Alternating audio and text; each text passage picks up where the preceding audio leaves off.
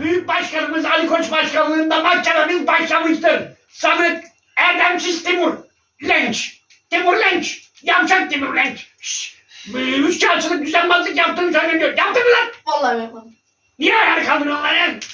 Bahis, şişe bilmem ne yaparaktan Icardi'dir bilmem nedir, Osimhen'dir bunları aldığın söyleniyor. Kara para, ak para, pembe para, her şeyi yaptığını söylüyor. Yaptın mı lan? Vallahi bilemiyorum. Ulan senin tipin de şeye benziyor ha bu. Nebati vardı bir tane Maliye Bakanı. He? Gözlerinden ışık çıkan he? KKM gibi kaka bir sistem yapmıştı. Bütün zenginleri daha zengin yapmıştı. Ona benziyorsun lan sana. Eskiler ne derdi biliyor musun? He?